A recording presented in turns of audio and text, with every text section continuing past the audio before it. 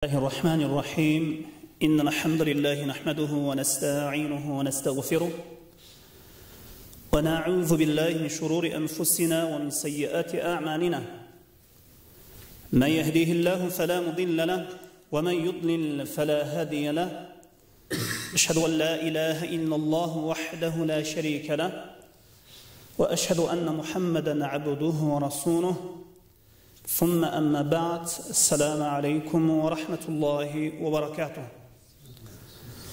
Урматтуу жамаат, урматтуу момун мусулман бир туугандар, Аллах Таала мына ушул жума намазына басып келген ар бир кадамдарыңыздарга бийик даражаларды, көптөгөн жакшылыктарды жазган болсун, жана биздин билип билбей жасап койгон күнөө иштерибизди Аллах Таала өзү кечирсин, жана мээрибин алган, райымына кошкон пенделердин катарына кошкон болсун. Амин я раббил аламин.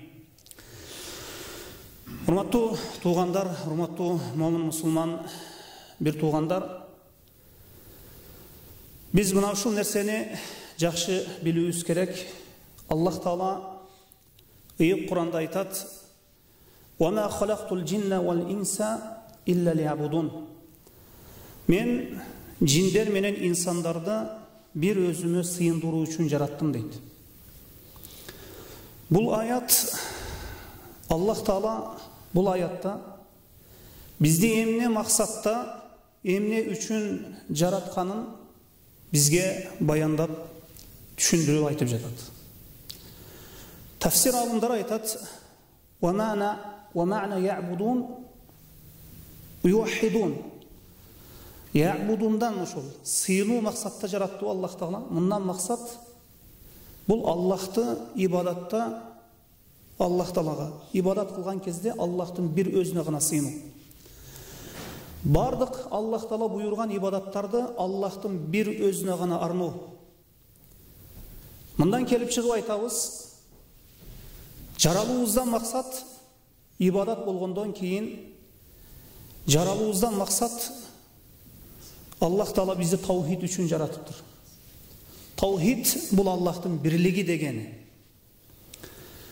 Асман, жер, жин, инсан, адам баласынын жаралуусуна себеп болгон нерсе бул Аллахтын бирлиги, Аллахтын таухиди экен.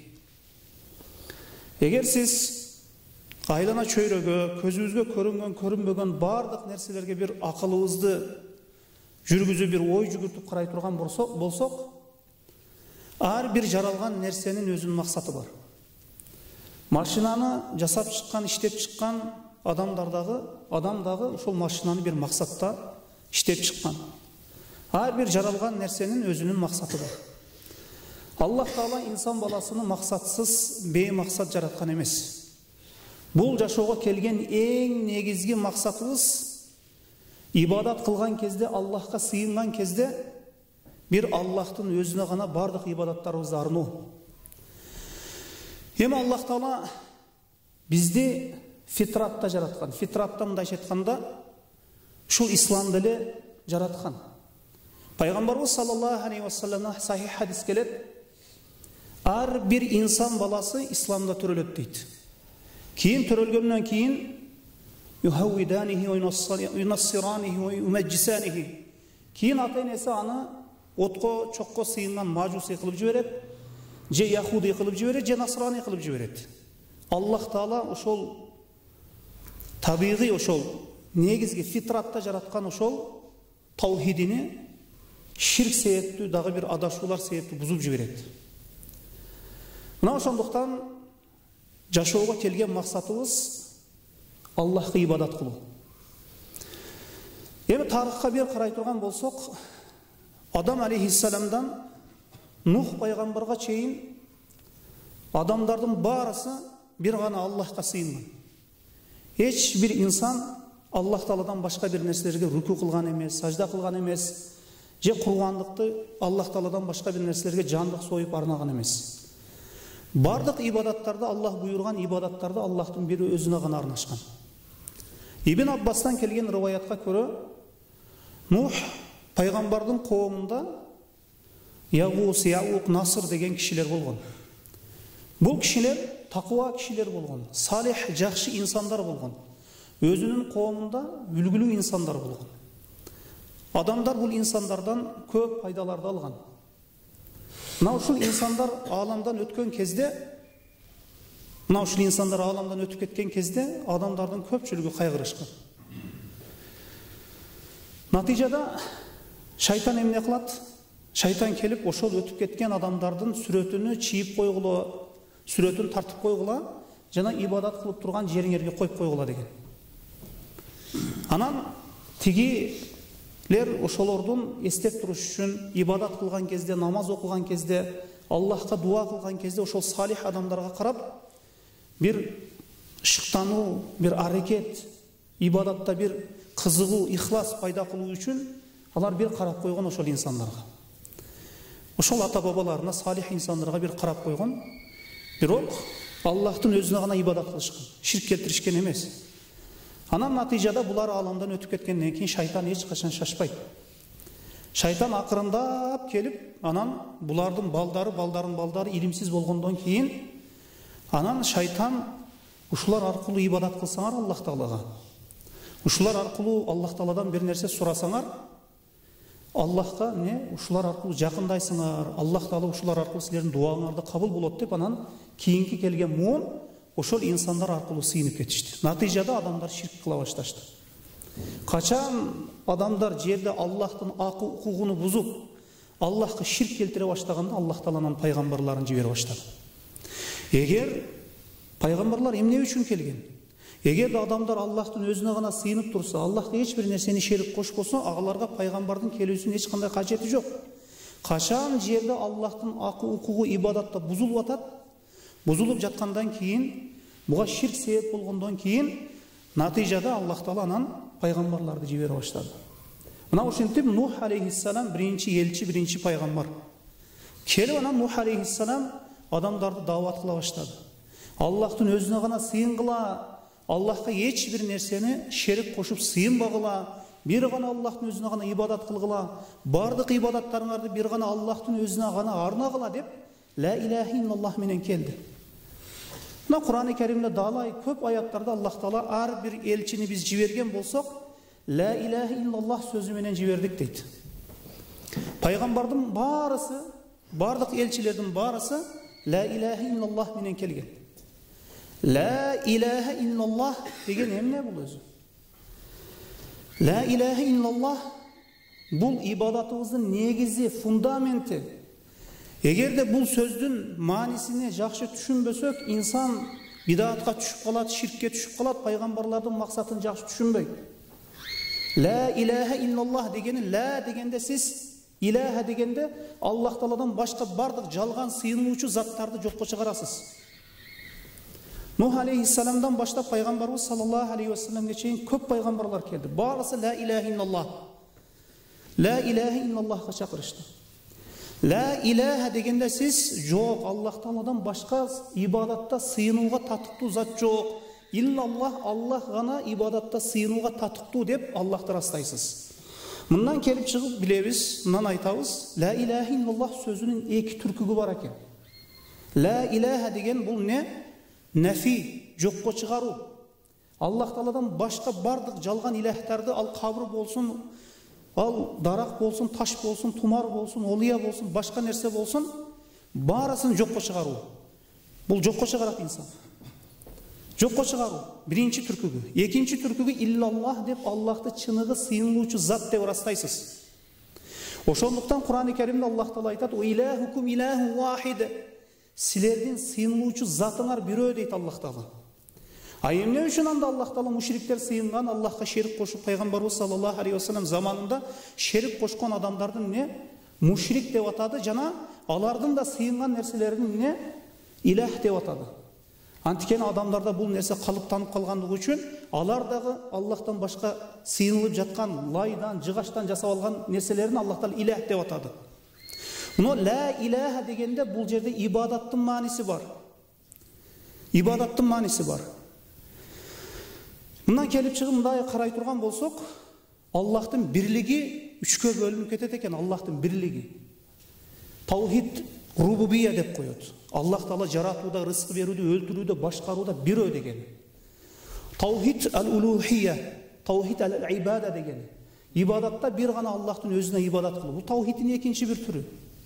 Ал эми таухид ал-асма ва сифат, Аллахтын ысым сыпаттары, абсолюттуу ысым сыпаттары. Кур'ан-ы Каримде жана пайгамбарыбыз саллаллаху алейхи ва саллям сүннөтүндө Аллахтын ысым сыпаттарын тааныштырган. Ар-Рахман, Ар-Рахим. Ушулардын кайсы бири менен дуа кылсаңыз болот Аллах Таалага. Валиллахи асмаул хусна фад'уху биха. Аллахтын эң сонун абсолюттуу ысым сыпаттары бар, ошолор менен Аллахка дуа кылгыла дейт. Мына ошондуктан тарыхта эми мындай фитраты бир табигый мүнөзү бир бузулуп кеткен адам рубубиятта Аллахты жаратууда, рызкы берүүсүндө, өлтүрүүсүндө ширк келтирбесе, ал эми жалпы инсан баласы эч качан таухид рубубияда ширк келтирбейт. Бул нерсени таухид рубубияны, Аллахтын жаратуучу, рызкы берүүчү, өлтүрүүчү экендигин пайгамбарыбыз саллаллаху алейхи ва саллям заманындагы мушриктер дагы тастыктаган. Эгер пайгамбарлардын максатыны, жиберилген максатын жакшы түшүнгүңүз келсе, пайгамбар Мухаммад саллаллаху алейхи ва саллям заманындагы мушриктердин идеологиясыны жакшы билип алуу керек. Ширк айттык, Нух пайгамбардын коомунан башталды. Ошентип Аллах Таала Муса алейхиссалам, бүт пайгамбарларды, Ибрахим алейхиссалам, бүт пайгамбарларды пайгамбарыбыз саллаллаху алейхи ва саллямга чейин жиберди. Келген пайгамбарлардын барысы: "Я кауми убудуллах ма лакум мин илахин гайру." О коомум, Аллахтын өзүнө гана ибадат кылгыла, Аллахтын өзүнө гана сыйынгыла. Андан башка Аллахка бир нерселерди шерик кошуп сыйынбагыла, Аллахтан башка силерге бир чыныгы, бир сыйынуучу зат жок. Аллахтын өзүнө гана ибадат кылгыла, Аллахтын өзүнө гана дуа кылгыла деген пайгамбарлардын максатына ушул нерсе болду. Пайгамбарлар келип адамдарга айткан эмес, Аллах жаратуучу, Аллах рызкы берүүчү, өлтүрүүчү деп. Пайгамбарлар келип Аллахка ибадатта, Аллахка ибадат кылган кезде, намаз окуган кезде, дуа кылган кезде Аллахтын бир өзүнө гана ибадат кылгыла, сыйынгыла деген. Антикени ар бир инсан баласы пайгамбарсыз эле ал Аллахтын жаратуучу, рызкы берүүчү, өлтүрүүчү экендигин билет, тааныйт. Аны моюндайт, капырлар дагы моюндайт. Пайгамбар Мухаммад саллаллаху алейхи ва саллямдын заманындагы мушриктер: "О Мухаммад саллаллаху алейхи ва саллям, ва ла ин саалтахум ман халаqa as-самавати вал арда ла якулунна Аллах." О Мухаммад саллаллаху алейхи ва саллям, эгер могул мушриктерден асмандар менен жерди ким жараткан деп сурасаң, о мушриктерден, Меккедеги мушриктерден, Аллах деп жооп беришет дейт. Мекке мушриктери пайгамбарыбыз саллаллаху алейхи ва саллям алып келген шариатка капыр болгон Мекке мушриктери асман жерди ким жараткан, угууга, көрүүгө ким ээлик кылат, ким өлтүрөт, ким тирилтет десе Аллах деп жооп беришкен. Бирок ибадатка келгенде биз ата бабабыздын жолунан кайта албайбыз деп, мына өзү менен Аллахтын ортосуна ортомчу коюп алган буттарын, идолдарын, бут санамдарын Аллахка жакындатат, Аллахка жакындатат деп ибадат кылышкан. Лиқаррибуна илаллахи зульфа. Мына ушулар аркылуу биз Аллахка жакындайбыз дейт. Эгер кимде ким бир кабыр аркылуу, же бир тумар аркылуу, же бир дарак аркылуу, же бир башка бир материальный бир объект аркылуу Аллахка жакындаймын десе, ошол инсан ширк келтирген болот. Эң коркунучтуу нерсе, жашоодогу эң коркунучтуу нерсе, пайгамбар саллаллаху алейхи ва саллям эң каттуу кайтарган нерсе бул ширк. Лукман Хаким, чоң данышман алым киши өткөн. Аллах Таала бул киши тууралуу бир сүрөнү атаган, Лукман деп. Ушул киши өзүнүн баласына даават кылып айткан экен: "Я бунайя ла тушрик билла инна ширка ла зулмун азим." О балакайым, Аллахка шерик кошпогон ширк чоң зулум деген экен. Аллах өзү сактасын. Пайгамбарыбыз саллаллаху алейхи ва саллям заманында ким пайгамбар саллаллаху алейхи ва саллямга жооп берсе, ал киши алып келген таухидти, Аллахтын бирлигин кабыл кылса, ал чыныгы мусулман. Ал эми пайгамбар саллаллаху алейхи ва саллям алып келген шариатты кабыл албаса, Аллахка ширк келтирген бойда калса, ал мушрик болуп ушинтип калды.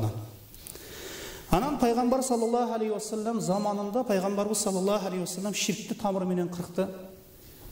Анан пайгамбарыбыз саллаллаху алейхи ва саллям аламдан өткөндөн кийин сахабалар таухидке чакыруу, Аллахтын бирлигине чакыруу ишин улантышты.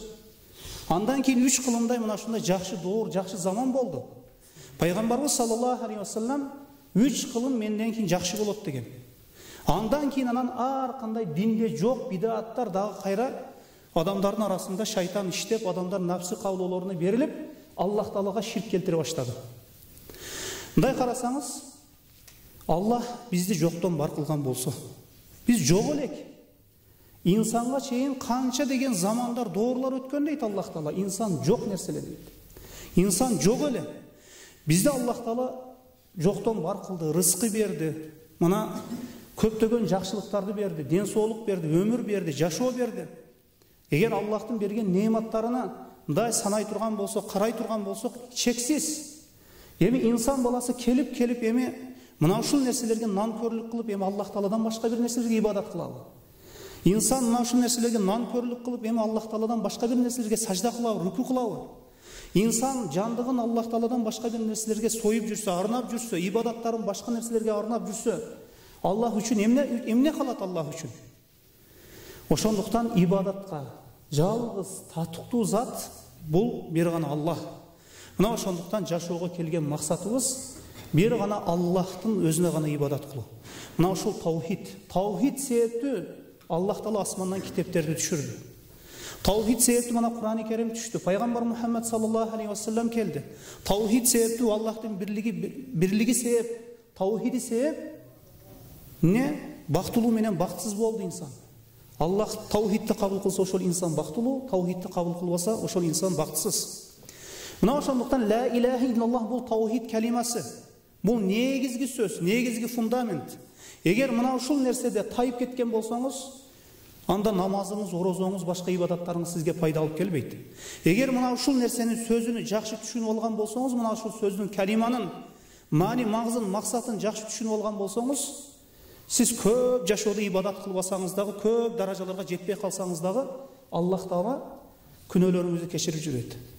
Мына таухиддин фазилетинен айта турган болсок, Пайгамбарыбыз саллаллаху алейхи вассалам бир казатта турган кезде bir kişi kurallarını alıp ошол соотун кийип келди. Согуш үчүн. Пайгамбарыбыз саллаллаху алейхи вассаламга айтты: "Я Расулуллах, азыр согушайынбы, же исламды кабыл алайынбы? Ла илаха иллаллах деп исламды кабыл алайынбы?" дедиле. Пайгамбарыбыз саллаллаху алейхи вассалам исламды кабыл ал деди. Жана киши ла илаха иллаллах Мухаммадур Расулуллах деп Аллахтын бирлигин, Аллахтын таухидин кабыл алды, анан согушка кирип кетти. Soğuş bütkөндөн кийин Пайгамбарыбыз саллаллаху алейхи вассалам жанагы кишини тапты караса шахид болуп кеткен экен. Пайгамбарыбыз саллаллаху алейхи вассалам айтты: "Амалы аз, ажыры көп, соогу көп инсан экен" деди. Мына ушул инсан деди. Мына карасаңыз, бир рекет намаз окуган жок ошол инсан. Бир рекет эмне? Бир аят Курандан бир сүрө жаттаган жок. Же бир күн орозо кармаган жок. Мына ол таухид себептүү, ла илаха иллаллах. Мына ушул калима себептүү Аллах Таала бейиштик кылып жиберип атат. Пайгамбарыбыз саллаллаху алейхи вассаламдан келген хадис бар. О адам баласы дейт, хадиси куддуси. О адам баласы дейт.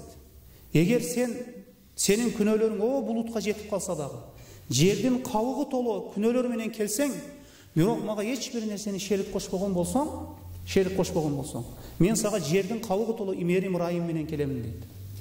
Аллах Таала Кур'анда айтат: "Инналлаха ла ягфиру юшрака бих ва ягфиру ма дуна залика лиман яша." Чындыгында Аллах Таала өзүнө шерик кылынуусун кечирбейт. Эгер ширктен башка күнөөлөрдү кааласа, каалаган пендеси үчүн кечирет, каалаган пендеси үчүн кечирбейт. Каалаган пендеси үчүн кечирет, каалаган пендеси үчүн анын жазасын берет. Ошондуктан кимде ким Аллах Таалага шерик кошкон абалда өлүп кете турган болсо, Аллах аны кечирбейт. Эгерде ширк келтирген болсо, билип билбей, бирок өлүм келгенге чейин тооба кылып ошол нерсени таштап кайткан болсо, Аллах Таала кечирет. Ла тaqnatu min rahmatillah, innalloh yaghfiru dhunuba jami'a. Аллахтын мээрим райымынан үмүт үзбөгүлө, Аллах Таала бардык күнөөлөрдү кечирет дейт. Эң жаман, эң оор нерсе инсан ширкте өлүп кетүүсү. Азыркы кезде баланча айылда же башка бир жерде уурулук кылыптыр десе, о, чоң күнөө кылыптыр дейбиз. Туура чоң күнөө. Бирөө сына кылып коюптур десе, о, чоң күнөө бул. Аябай аны чоң көрөбүз. Туура ал чоң күнөө. Анын дагы жазасы бар шариятта. Бирок бир инсан Аллахка шерик кошсо, Аллахтын укугуну бузса, Аллах Тааладан башка бир нерселерге сажда кылып жүрсө, бул нерсени мурдубузга конгон чымынды учургандай учуруп коебуз. Ширкке кош көңүл мамиле жасайбыз. Ошондуктан La ilahe illallah сөзін жақсы мәнісін түшініп алсақ, иншалла ибадаттарыбыз, намазыбыз, оразабыз мынау ушул нерсеге курула турган болсо, иншалла пайдасын көрөсүз. Эгерде кимде ким таухидсиз, Аллахтын бирлигисиз, ла илаха илlallah сөзін түшүнүп түшүнбөй туруп ибадатка кире турган болсо, же ширкке түшүп калат, же бидаттарга түшүп калат. Бидат дегени ширкте, динде жок нерселер. Кудумал даратсыз намаз окуган сыяктуу. Эгер кимде ким унутуп калып, же атайлап даратсыз намаз окуй турган болсо, намазы жок, кайра окуш керек. Ошондой эле кайсы бир инсан ибадат кылган кезде, ибадатка таухидсиз, Аллахтын бирлигисиз, Аллахтын бирлигин тастыктабай, ырастабай туруп кире турган болсо, ал даратсыз намаз окуган сыяктуу эле өзү негизи. Мисал келтире турган болсок. Мына ошондуктан урматтуу туугандар, урматтуу момун мусулман бир туугандар, Аллах Таала баарыбызды таухидке бекем кылган болсун, өзүнүн бирлигине болгон иманга бекем кылган болсун. Мына ушул жашоодогу эң негизги максатыбыз мына ушул. Инсан бул жашоодо көптөгөн жакшылыктарга жетпей, дүйнөнүн кээ бир зыйнаттарына жетпей, бирок Аллахтын бирлигине таанып билген болсо, ошол инсан иншалла бактылуу болот. Аллахтын мээрим райымы чексиз. Ошондуктан таухид бул Аллахтын өтө бир улуу, Аллахтын өтө бир улуу бирлиги. Ошондуктан бул нерсени колдон чыгарбай жакшы окуп үйрөнүп түшүнүп алуубуз керек экен.